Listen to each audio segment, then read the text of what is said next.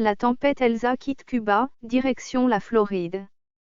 La tempête tropicale Elsa a quitté Cuba lundi soir, laissant dans son sillage de fortes pluies mais sans provoquer de grands dégâts sur l'île. Elle se dirigeait vers la Floride après avoir fait 3 morts dans les Caraïbes pendant le week-end.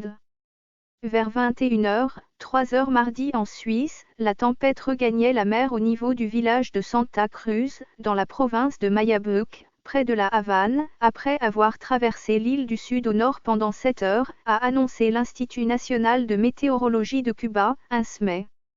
Avec des vents soutenus allant jusqu'à 85 km/h, elle se dirige au nord-ouest à une vitesse de 20 km/h, a précisé le Centre national des ouragans, NHC, des États-Unis. Commerce fermé. La Havane et ses habitants s'étaient préparés aux pluies et aux possibles inondations, qui se faisaient toujours attendre lundi soir. Les commerces de la capitale avaient fermé à la mi-journée et les transports publics avaient été suspendus, les déplacements de véhicules privés étant également interdits, sauf ceux de la défense civile ou des secours. Certains habitants avaient mis à l'abri leurs meubles, surtout ceux vivant en rez-de-chaussée ou sur le Meylecan, le célèbre boulevard côtier de la Havane risquant d'être inondé, selon des images à la télévision et sur Internet. Après avoir fait 3 morts en République dominicaine et à Sainte-Lucie, Elsa a touché Cuba à 14h, 20h en Suisse, au niveau du parc national Ciénaga de Zapata, dans la région de Matanzas, ouest, selon le NHC. 100 personnes évacuées.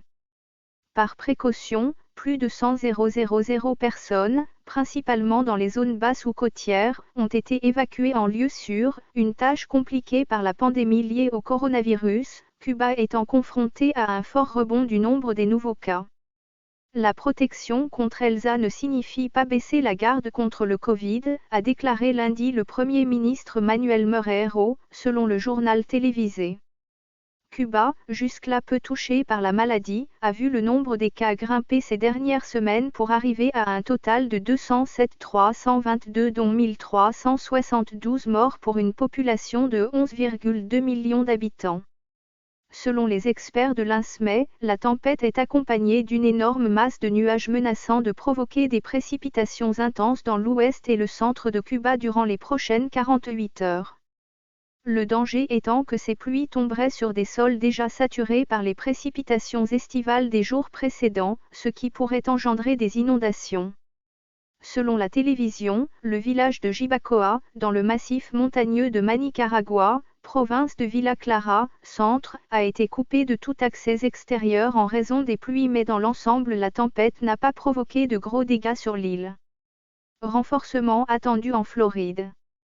A l'inverse, cette eau tombée du ciel a permis de remplir certains réservoirs du pays qui, entre dimanche et lundi, ont reçu un supplément de 68 millions de mètres cubes, a indiqué Argelio Fernandez, expert de l'Institut national des ressources hydrauliques, INRH.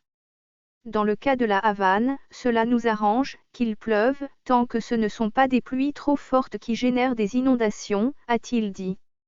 En s'éloignant de Cuba, Elsa doit se déplacer dans la nuit de lundi à mardi dans le golfe du Mexique. Le NHC a mis en garde contre son renforcement attendu, mettant en garde contre une possible marée cyclonique sur la côte ouest de la Floride, avec un risque d'inondation au cours des prochaines 48 heures. Des tornades sont possibles mardi dans le sud et la péninsule de la Floride, a-t-il indiqué. Le cap vers les États-Unis d'Elsa est habituel pour les ouragans qui passent par Cuba entre le 1er juin et le 30 novembre, la saison traditionnelle de ces tempêtes dans l'Atlantique. Cela a poussé les centres météorologiques des deux pays à collaborer et à échanger des informations, malgré les tensions diplomatiques entre Washington et la Havane, le sujet étant considéré comme relevant de la sécurité nationale.